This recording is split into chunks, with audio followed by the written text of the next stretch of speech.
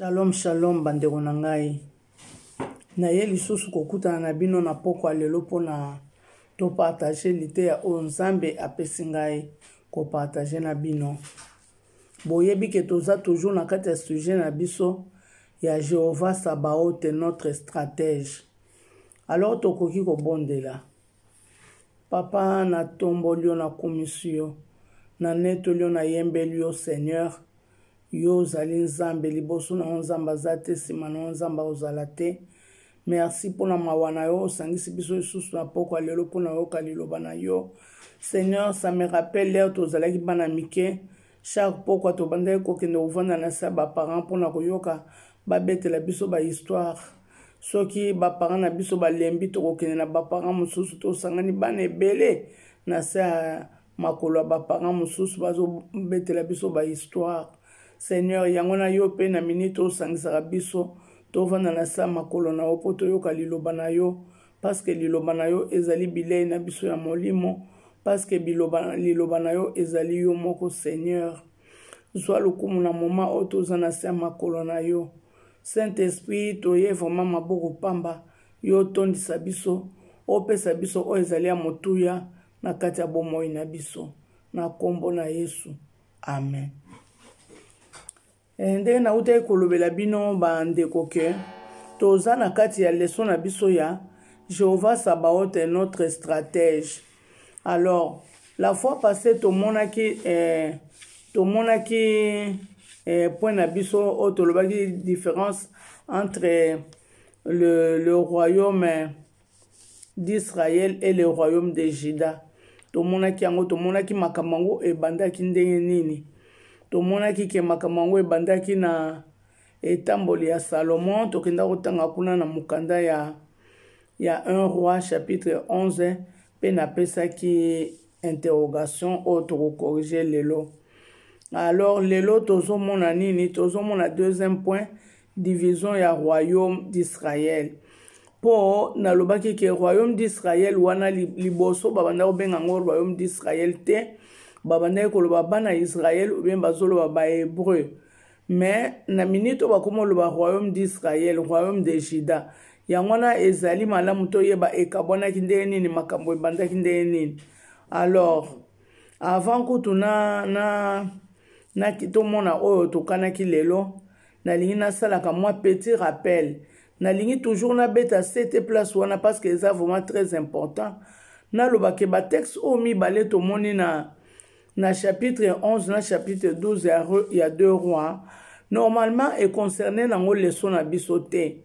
Leçon à biso ezali Jéhovah Sabaoth est notre stratège. Toza na première partie oyo ezakoloba. Na partie oyo ezalaki na première partie na biso eza na 2 rois chapitre 3 verset 1 tina 27. Yangwana nde thème na biso, yangwana nde mateya na biso.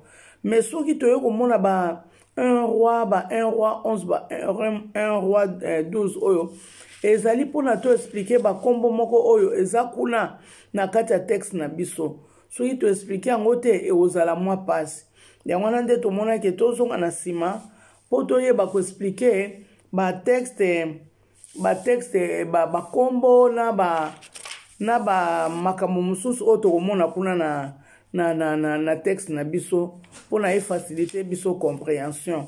Ya mwana nde to monaki ke makambo nyonso po to comprendre bien, il fallait kozonga sima na 1 roi chapitre 11. Alors na pesaki bino interrogation po na lingaki na initier bino bo banda kotanga Bible. C'est pourquoi na minute okutu nde na répondre na examen ngo on pesaki na tangi na nga ba verset ngo te en entièreté. Na lobika chapitre tel, verset tel. Pona suscité yo moko kende kotala na verset wana soki balobi nini. Ezali pona ko aider bino ke boko terape na kati ya Bible kotala bo découvrir bino moko ki mona meso. Yango na minute tozo résoudre examen na biso donc to komi na deuxième point pona ko résoudre examen na biso. Alors, question à liboso totuna ki boye. Donnez les versets du chapitre 11 qui prouvent que Dieu va diviser les royaumes de Salomon.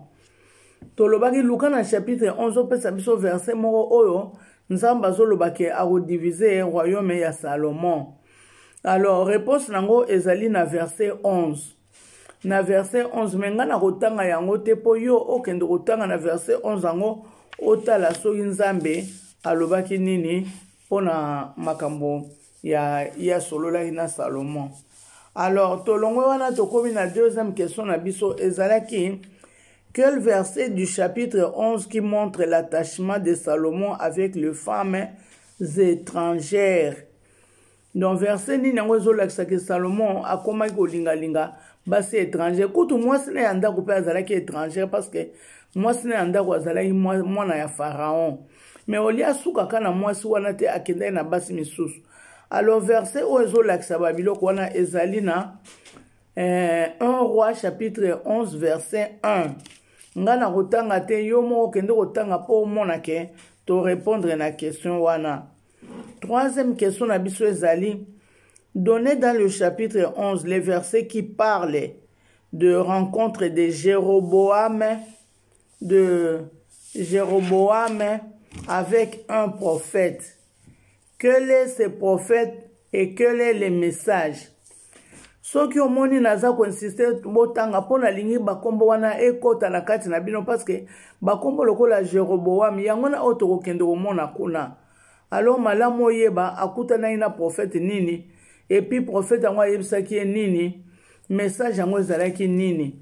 Et nalingi naloba quelque part que l'air kaka kutana ina prophète wana apesaki message wana mbala moko Salomon asepelaki na ye lisusu te. Salomon akomaki kotala ye na liswa bien te po Salomon azomona ke ye akomi mbanda na ye.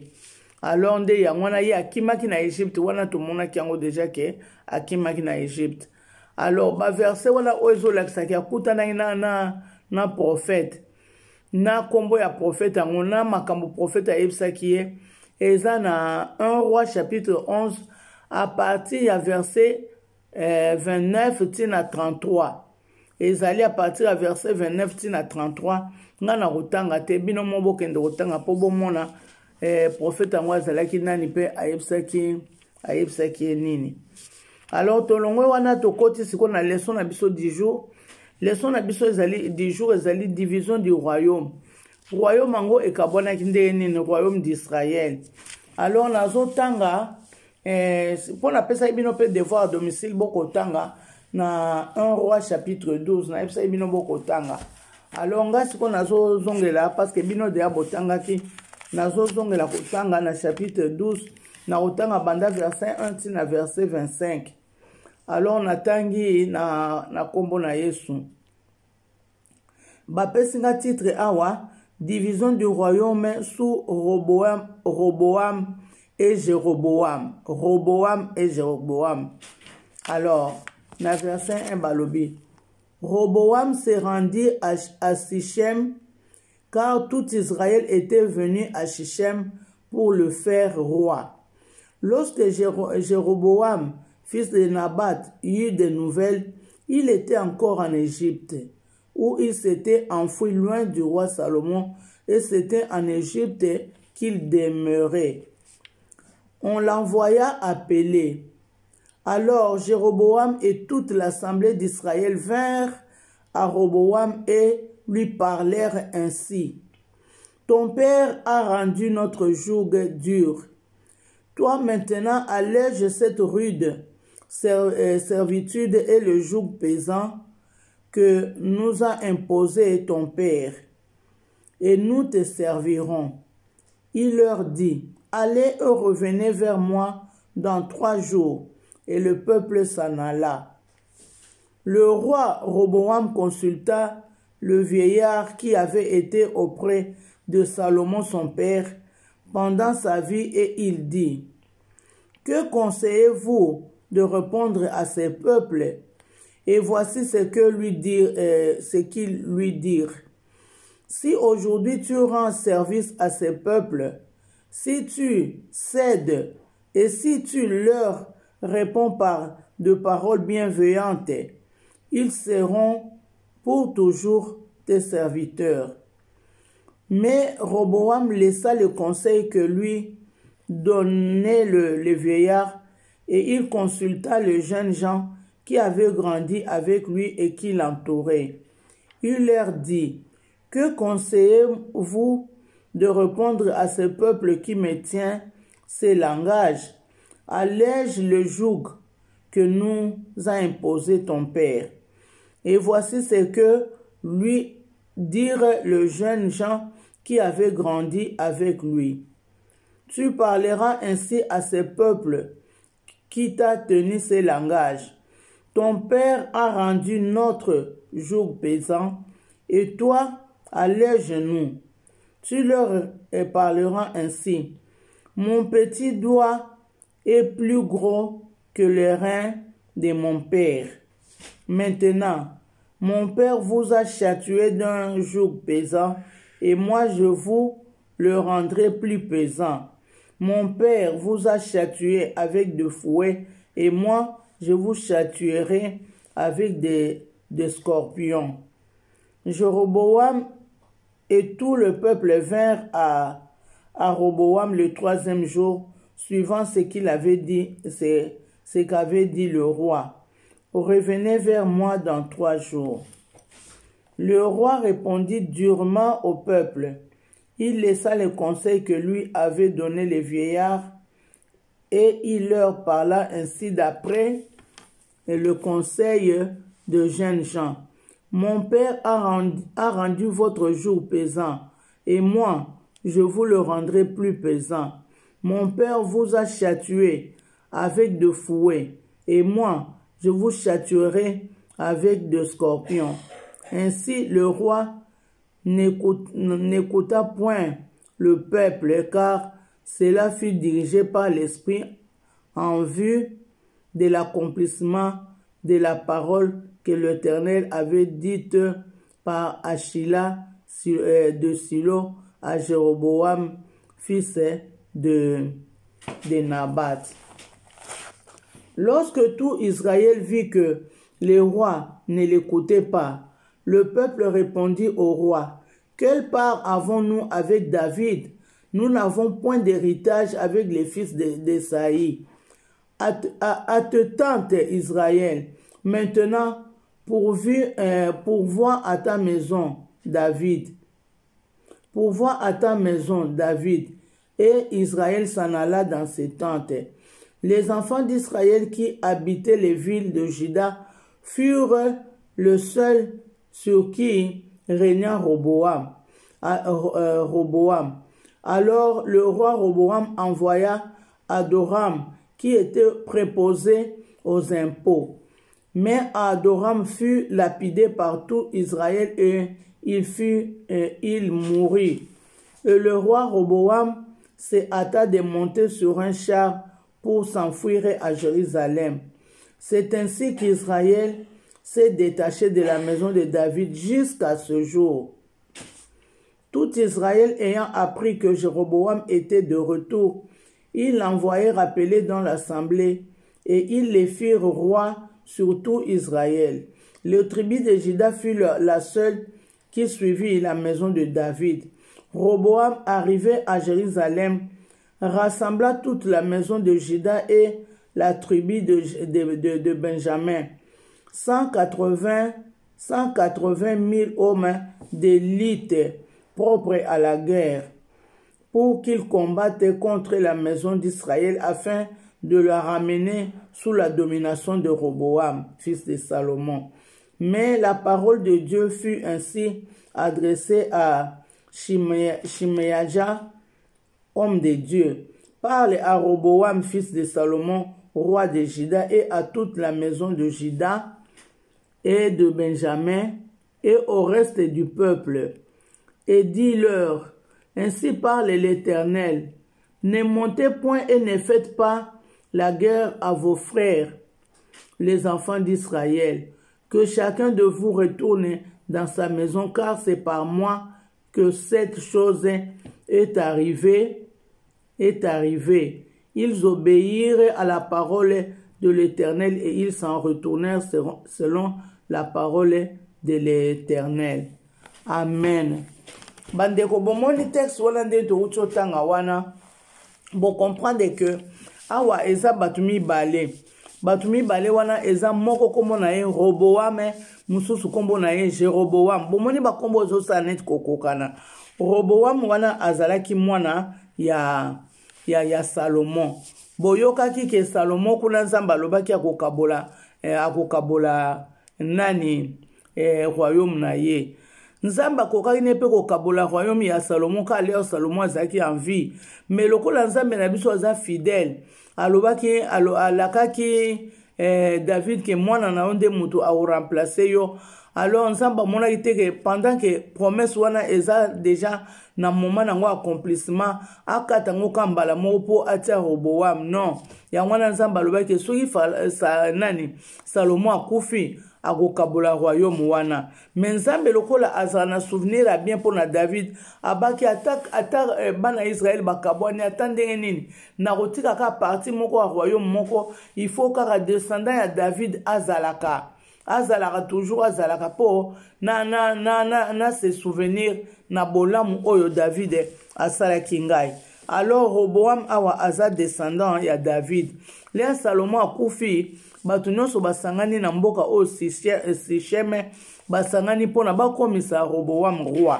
Alors le bakomi kuna bayebisi Roboam tala biso tondimi tokomisa yo roi, mais loko mo tozo senga na yo papa na yo anyokolaki biso mingi, akomisaki biso besclave na ya banda ko nyokola biso ko nyonga biso penza lokola besclave. Alors soki moyen zali yo na moment oyo zo régner o meka ko alléger situation wana na ndenge to nyoko masusu te makasi ndenge to nyoko maki na tango ya papa na yo. Bayebisi Roboam ndenge wana. Roboam pe ayoki. Lera yoki asali nini? Akei kotuna conseil na bato basala na papa na ye. Bible ezobenga bango ba vieillard. Akotuna bango po ayebisaki bato nyonso bozonga bongo boya ozonga dans 3 jours na ko répondre bino na problème wana. Akotuna siko ba mikolo balobi na ye non, peuple azana raison. Yo sala nini ndima souci na ye ke o alléger tâche wana o papa na yo abanda onyonga bango biso. Soki o alléger batu wana baozala bien baozala sema kolona yo. Olia suka kana conseil wana te akotuna pe ba camarade na ye bana âge na ye. Alobi bino bomoni ndeni na répondre batu wana ndeni. Alors bana âge na ye balobi boy. Balobi ke yo yebisa bango boy loba ke en tout cas soki papa na bino papa na bino anyoko papa nga anyoko la kibino par exemple 5 fois nga na onyoko la bino 10 fois nga pena na ko nyonga bino susu ko leka. Alobi ndengwana alobi soki kutu papa na bino abanda ko beta bino papa na nga abanda ko beta bino na ba fimbo nga na ko beta bino na ba scorpion nde na ko beta bino. Alors omoni ke bato basepela ki te parce que babanda ko s'attendre réponse moko bien. Alors basiliki babibo bongo sikoyo muto so lakisi biso ko omoni sa biso passe tina nini susu tozala na yo malamu kutu ay kende kuna to boy na biso ozala so wana biso te kende. Alors nani kabwana ki donc 10 tribus ba tribu 10 mobimba etikalaki na nord. Alors ba tribu moko kaka ezongaki na sekuna na sud. Oya sud ezwaki kombo ya royaume du sud ou bien royaume de Juda. Mikolo nyonso na Bible soko mona royaume de Juda kanisaka histoire oyo ke ezali royaume wana o etikalaki na mwana Salomon o babengi Jeroboam. Ata ba changer roi mais soko yoki kaka royaume de Juda yeba ezali royaume oyo Nzambe alobaki ke toujours koko moko ya David akobanda kozala toujours roi na royaume wana bande kabwana ki wana ekabwana libela. Je crois boyoka sangonde balobi ke bana Israël bapanzana mokili mobimba bato bapanzana mokili mobimba ezali parti oyo ya 10 tribu oyo etikalaki kuna na Israël. Alors bato wana le bamoni ke baboyi na bango Roboam wana baye kozwa Jeroboam oyo akimaka na Egypte baye kotia ye roi.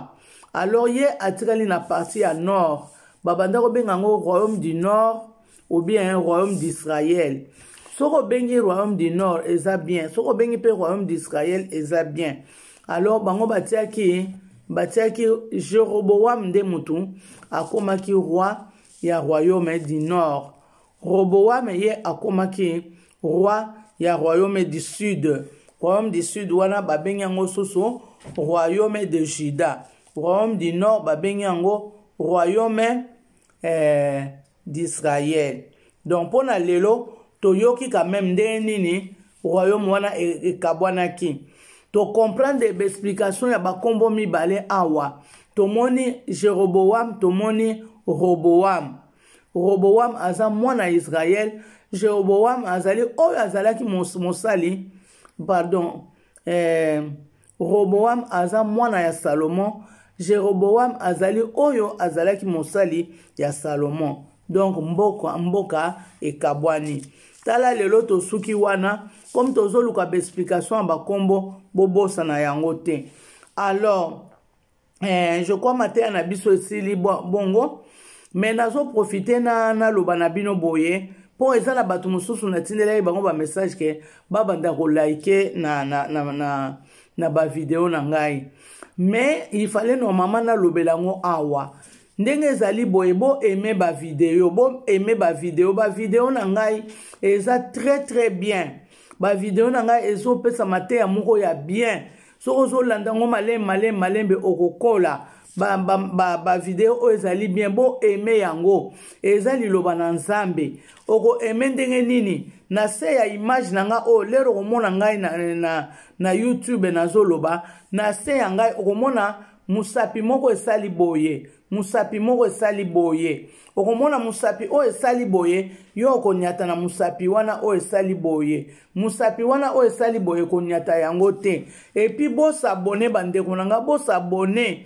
Matea o ezali malamu bato o balandaki deja banseignement o bazo kola boko kola na liloba na Nzambe. Bon négliger yango te. Ezali liloba na Nzambe zo pesa malembe e mukolo na mukolo zo bakisa connaissance moko. Yango na to pesa ki yango kombo école de découverte.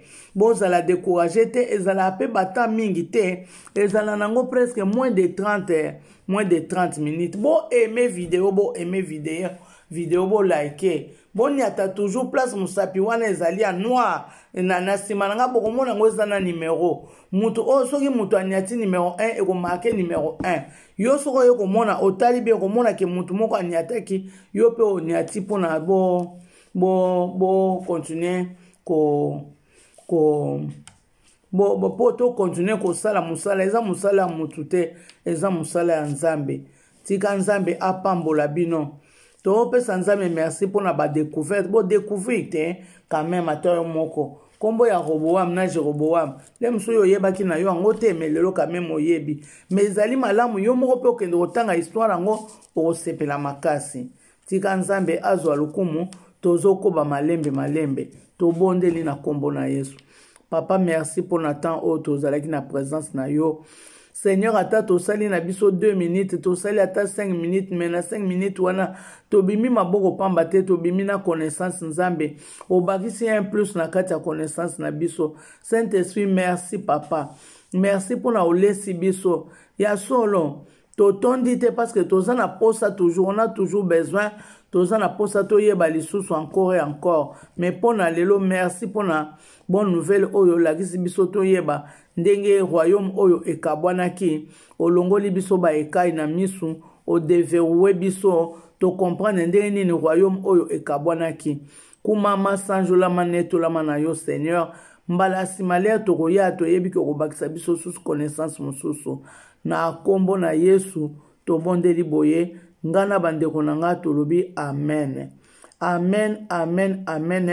Tika Nzambe apambola biso na ngai moko apambola biso soki Yesu akozonga te tokokutana semaine prochaine.